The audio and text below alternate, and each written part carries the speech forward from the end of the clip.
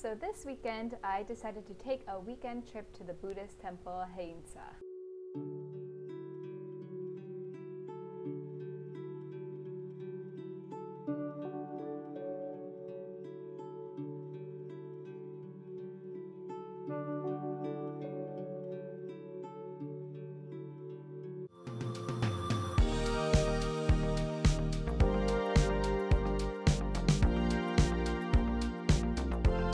I live in Yongin, South Korea. It's a city just a bit south of Seoul, and I'm an ESL teacher here. To get to Haeinsa Temple, first you need to go to the city of Daegu.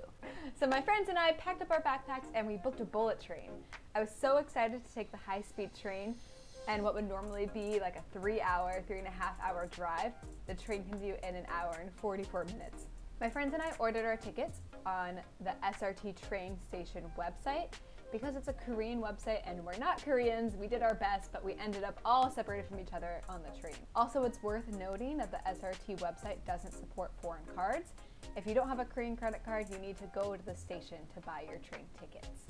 So I managed to sit by Kent for a little bit of the ride, but after the first stops, we moved back to our original seats. The train was really packed. Like, there were basically no empty seats for more than a stop or two. In my original seat, the woman next to me opened her drink of like sparkling water and she spilled it all over the floor and a bit onto me, but she was so apologetic. And she tried to apologize to me in English and then proceeded to clean me off with napkins. The train attendant came right over to clean the floor, which explains why everything in Korea is so clean. Then the woman put these like cracker cookie things in my backpack, and she also tried repeatedly to give me a bag full of eggs, which I did not want to accept, and I managed to convince her, I don't want your eggs, but very sweet. I always love stuff like this when you travel because people are really so kind everywhere that you go. I was expecting the train to feel really fast. Like when you think bullet train, you think fast. But it actually felt like a normal train. The scenery on the trip was so beautiful. It was my first time getting to see a lot of the Korean countryside, and I was surprised about how lush and beautiful it was. It looked so much like some of the other Asian countries that I've visited in my time here. We arrived in Daegu, and we were all surprised how quickly we had gotten there. Our subway rides to parts of Seoul are longer than that, so it was really quick.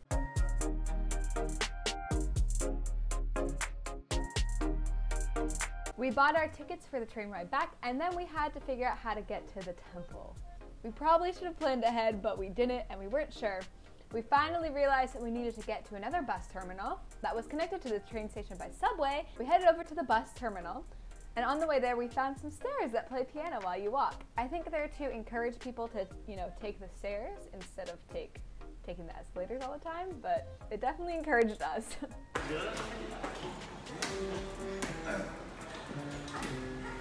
From there, we bought our tickets to Haeinsa.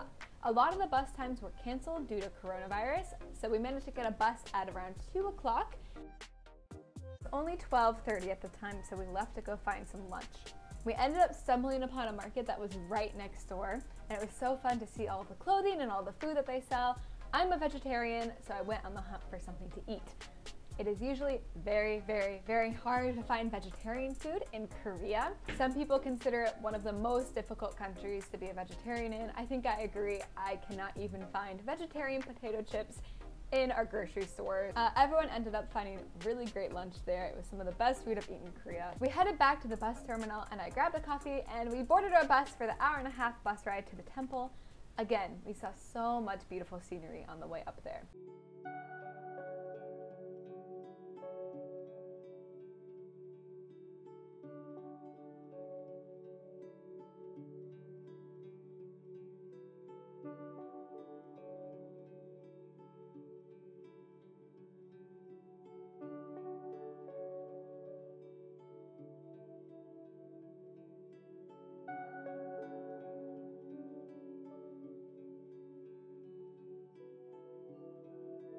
At one point, every other person on the bus got off besides us. We were not entirely sure if we were on the right bus, so we were a little bit worried, but it ended up being okay.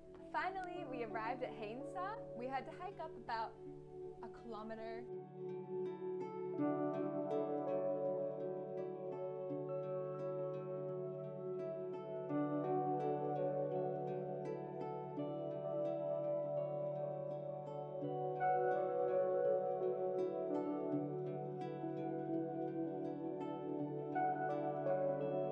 Haeinsa Temple is one of the largest Buddhist temples in Korea.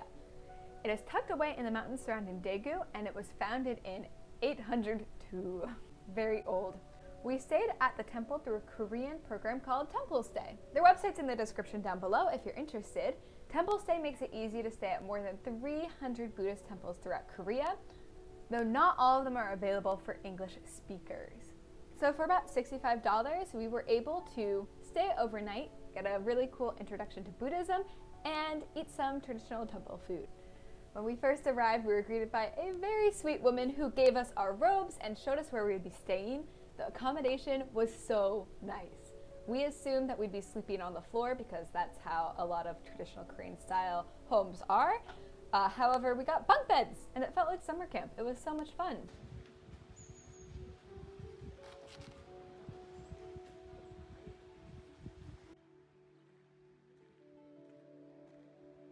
Now that we were in our robes, we met our tour guide and went on a tour of the temple complex.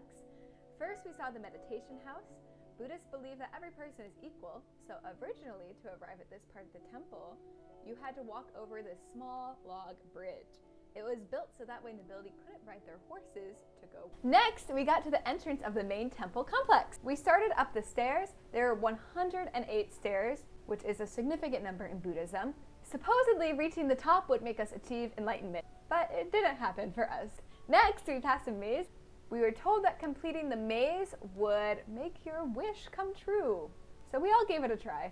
Then we went to the main temple. It was absolutely beautiful, but many people were there practicing, so I tried not to disturb them by filming too much. We learned how to properly kneel and bow before the Buddha. Finally, we headed up to the most important area of the temple. So Haeinsa Temple is famous for its Tripitaka Koreana. It is a set of more than 81,000 meticulously carved wooden blocks, detailing the Buddhist canon. It has more than 52 million Hanja character, and there are no known mistakes in it. Whoa. It was made in the 13th century and has remained perfectly preserved. We weren't allowed to take any video inside, but I managed to get a few shots from the outside.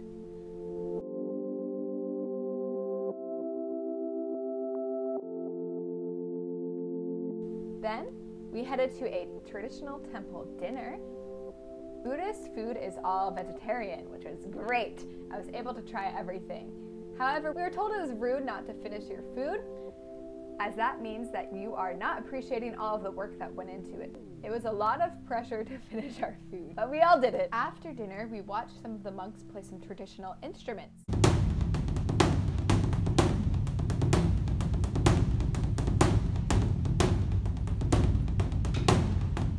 Our guide told us that they play these instruments in order to teach animals about the tenets of Buddhism. Then we went back to the main hall to observe some chanting by the monks. After this, we had free time to roam around the complex. We were warned not to stay out too late because there were wild boars in the area.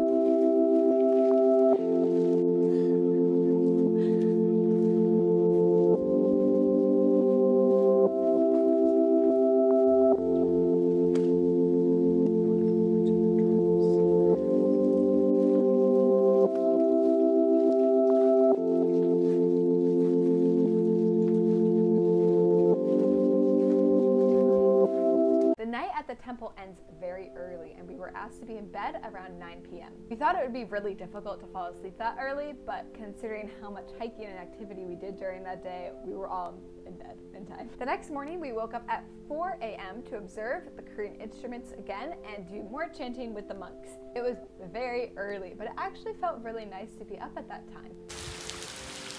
How are you feeling? It was raining a lot.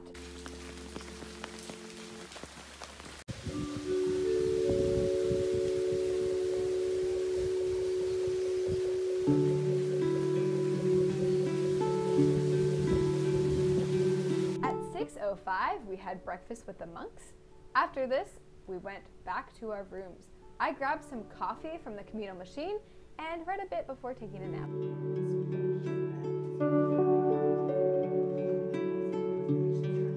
At 8 a.m., we had our crafting activity. By this point, I felt like it should have been noon. I felt like I had already had a whole day. Our guide taught us ingyang, or wood block printing, from the Tripitaka Koreana. We printed the Heart Sutra. First, you carefully spread ink over the block. You have to be very careful and add the right amount. Too much and you won't be able to read it. Too little and it won't print.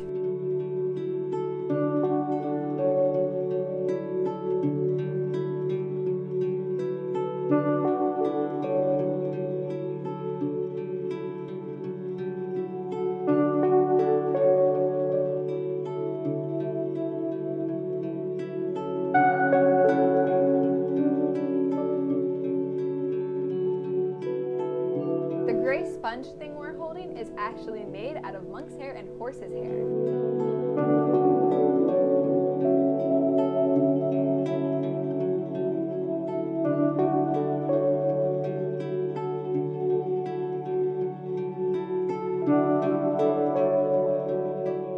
Some of my friends came out better, but a female monk came up and complimented mine, so I am very proud of it.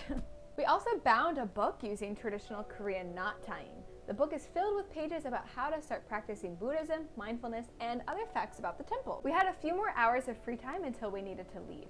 My friends and I went to a very cute cafe that is on the temple grounds. There we got coffee and tea and got to sit in a room overlooking the mountain.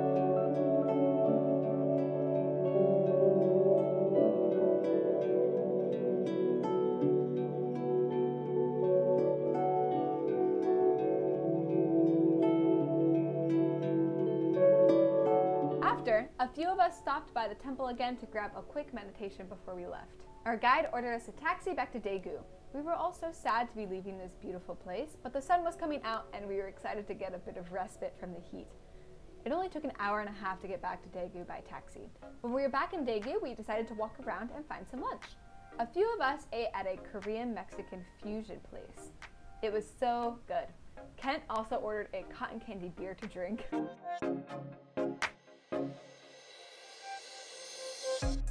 I got avocado tacos, which was fried avocado in a taco shell.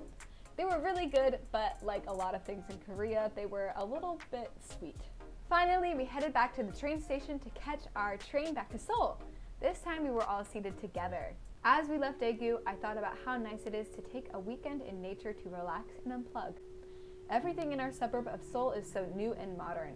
Even with so much nature in Korea, at least 9 hours of my day is spent indoors with children. The constant fast-paced life and stress of work, even with a job I do enjoy, was wearing on me more than I realized. The Buddhist practices of meditation and mindfulness were so calming, and I hope to practice a bit more in my own life. I hope to remember to take a bit more time for myself.